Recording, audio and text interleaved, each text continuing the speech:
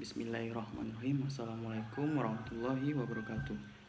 Perkenalkan, nama saya Angga Saputra, mahasiswa bimbingan konseling Islam, Fakultas Usuluddin Adab dan Dakwah IAIN Pontianak. Tujuan saya membuat video ini adalah untuk memenuhi ujian akhir semester mata kuliah Psikologi Umum. Baiklah, saya akan menjelaskan materi dari sensasi dan persepsi. Yang pertama, sensasi. Pengertian sensasi merupakan tahap awal dari penerimaan informasi. Sensasi berasal dari kata Latin sensatus, yang berarti dianugerahi dengan indera intelek, yang secara lebih luasnya dapat diartikan sebagai aspek kesadaran yang paling sederhana yang dihasilkan oleh indera. Menurut Benjamin B. Wallman, menyebut sensasi sebagai pengalaman elementer yang segera, yang tidak memerlukan penguraian variabel, simbolis, atau konseptual dalam berhubungan sekali dengan alat indera. Dalam arti lain, sensasi sebagai penerimaan stimulus lewat indera. Selanjutnya, ada macam-macam sensasi. Yang pertama, sensasi penglihatan. Yang kedua, sensasi pendengaran. Yang ketiga, sensasi perabaan. Yang keempat, sensasi pengecapan. Dan yang kelima, sensasi penciuman. Syarat-syarat sensasi: yang pertama, adanya objek yang diamati. Yang kedua, kepastian alat indera yang baik dan sistem saraf yang baik. Yang ketiga, pengalaman dari lingkungan budaya. Proses sensasi: yang pertama, proses fisik, stimulus yang mengenai alat indera. Yang kedua, proses fisiologi, dari proses fisik yang diteruskan oleh saraf sensoris otak.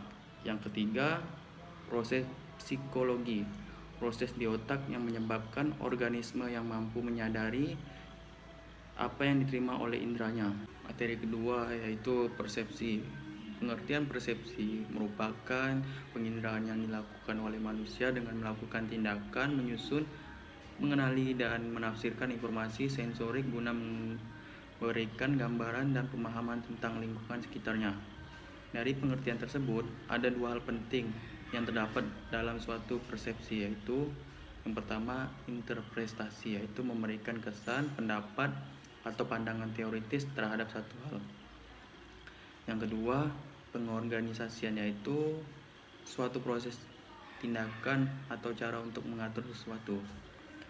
Proses terjadinya persepsi: yang pertama, adanya objek yang memberikan rangsangan atau stimulus.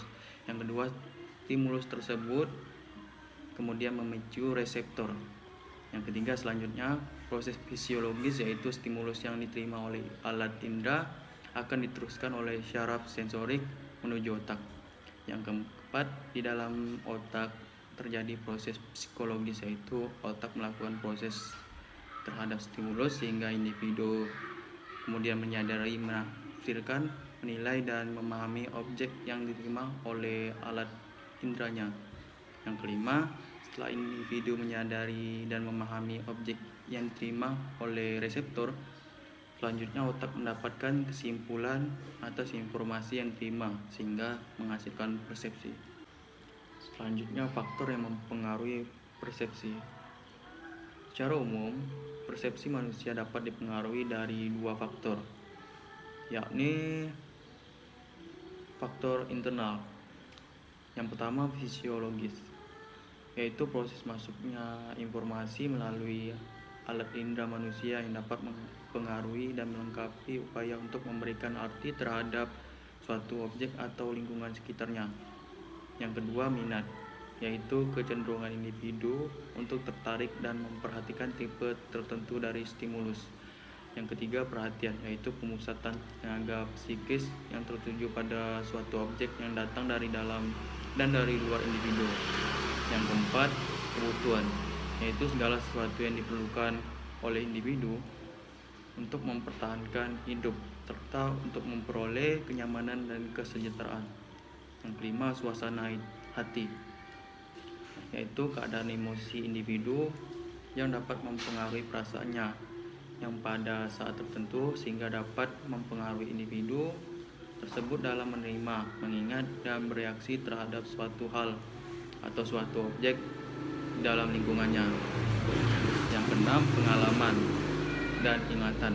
Pengalaman seseorang bergantung pada ingatannya terhadap berbagai peristiwa dan kejadian di masa lalu untuk mengetahui suatu rangsangan dalam pengertian luas. Selanjutnya, faktor eksternal. Yang pertama, stimulus, yaitu semua hal atau objek atau keadaan yang diterima oleh alat indera seorang atau individu dan dapat merangsang pikiran, yaitu perasaan tersebut umumnya untuk membentuk suatu persepsi, maka stimulus harus cukup kuat. Ketetapan persepsi juga dipengaruhi oleh individu yang melakukan persepsi, terutama bila objek yang menjadi stimulus merupakan suatu benda bukan manusia. Yang kedua, lingkungan atau situasi.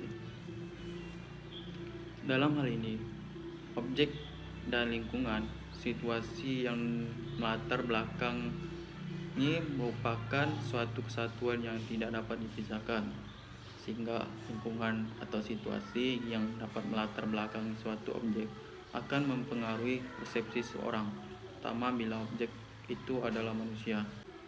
Jenis-jenis persepsi.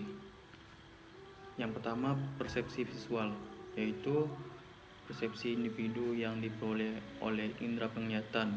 Dengan indera penglihatan, seorang dapat mengenali suatu objek melalui cahaya yang masuk ke mata dan kemudian menafsirkannya.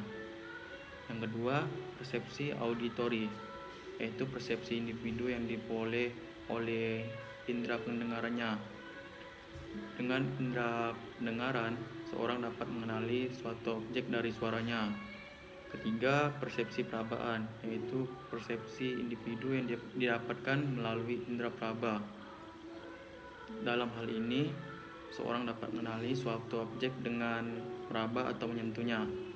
Yang keempat, persepsi penciuman, yaitu persepsi individu yang diperoleh dari indera penciuman. Dengan indera penciuman, seorang dapat mengenali suatu objek atau keberadaan dengan merasakan bau. Yang kelima, persepsi pengecapan, yaitu persepsi yang didapatkan oleh individu dari indera pengecap. Dengan indera pengecap, seorang dapat mengenali suatu objek dengan merasakannya di lidah, misalnya makanan dan minuman. Demikianlah materi yang saya sudah jelaskan di video ini. Terima kasih sudah menonton. Jangan lupa like dan komen, karena like dan komen kalian sangat berarti bagi saya untuk nilai UAS nanti. Dan wassalamualaikum warahmatullahi wabarakatuh.